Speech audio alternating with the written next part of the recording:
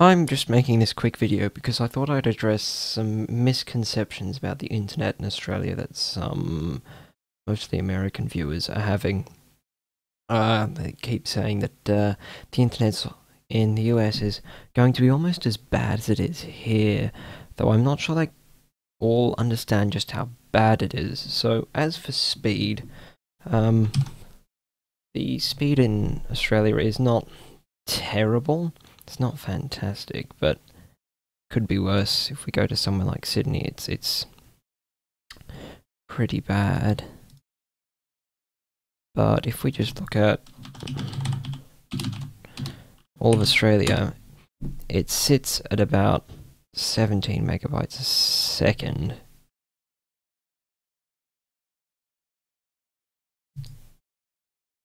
We can try and get the entire country. Refine location. Wow, this is... okay. Anyway, the speed in Australia sits at about roughly 16 megabits a second on average, so download at about 20.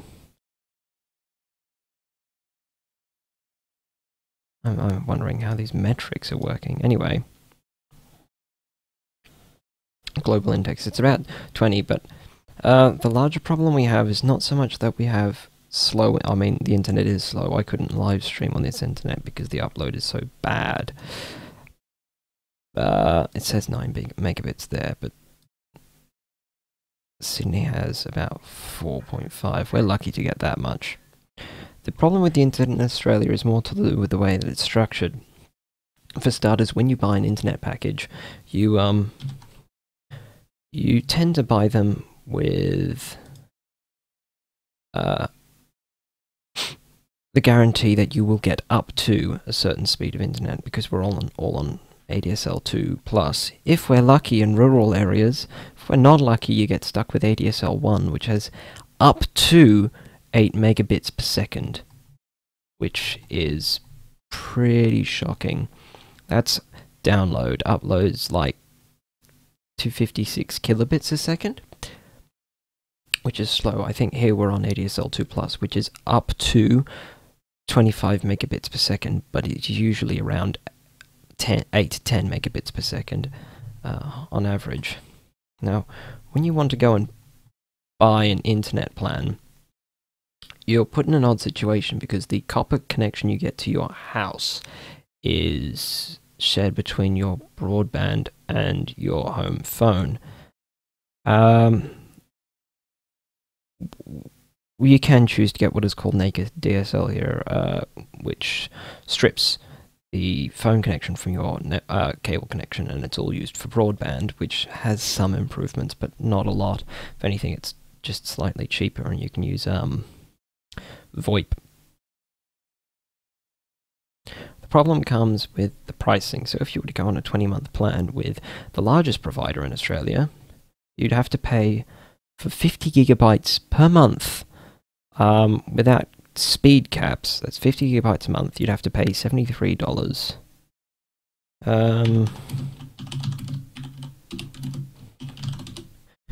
Which is pretty steep. So that's that much. If you wanted something more reasonable, like 200 gigs, you're pushing up upon almost $100. And this is with the worst home phone broadband you can get. So it's generally easier to bundle your phone connection with your internet connection, but it still averages out if you do that for the smallest one, I think, which is 100 gig in that case, gets you to about 110, 115 bucks. And all that is phone and internet with a capped download speed. And it's not even available everywhere.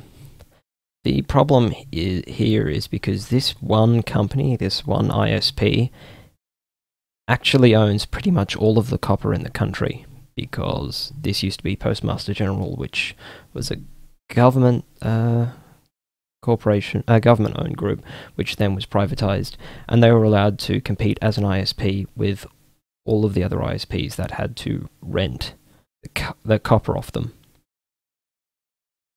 So these guys here can control the price of copper. Now, there was also plans recently to put in fiber across the whole country by the last government, and that would have been managed by this company.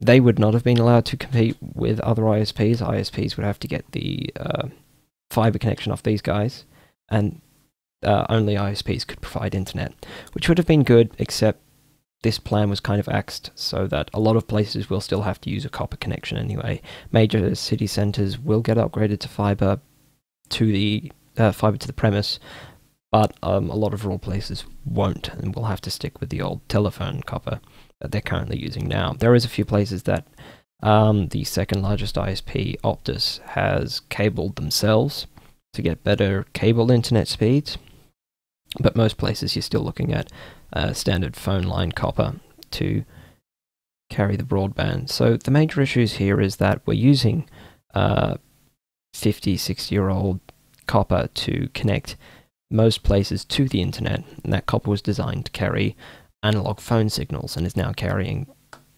digital broadband, but it's not keeping up with the traffic or the speed. It's also being oversold, so when you pay for broadband that goes up to a certain speed, chances are you'll never even get to half of that.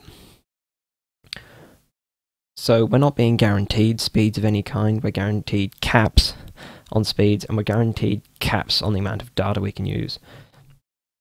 There are some ISPs who have unlimited download, but they are far and few between, and they're generally pretty expensive.